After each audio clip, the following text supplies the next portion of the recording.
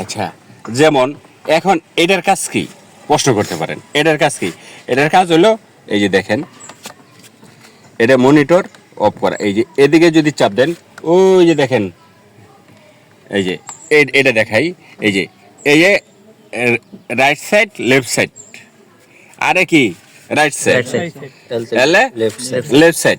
আচ্ছা, লেফট সাইডে যদি তখন এটা হলো মাঝখানে নিউট্রাল, এটা যখন আমি ডানে দিব তখন কাজ করবে কি রাইট সাইড। রাইট সাইডে কাজ করবে কি লুকিং গ্লাস। যেমন এই যে দেখো, এই যে এই বাটনটা যেন গিয়ারের মতো, এদিকে চাপ দেবো, এই দেখেন অটোমেটিক কাজ করতেছে।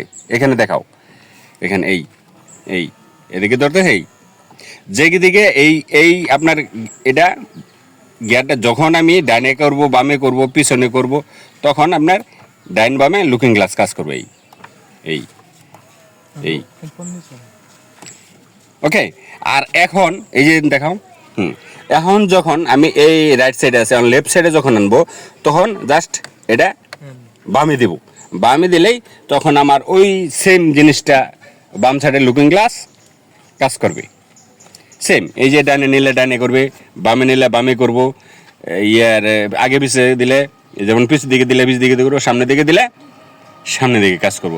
যখন এই লুকিং গ্লাসটা যেদিকে মুভ করতে চাবেন তখনই এদিকে ডানে বামে করবেন, তখন এটা আপনার অটোমেটিক মুভ হয়ে যাবে, এটা চাপ চাপ দিলে। আচ্ছা, গেছে।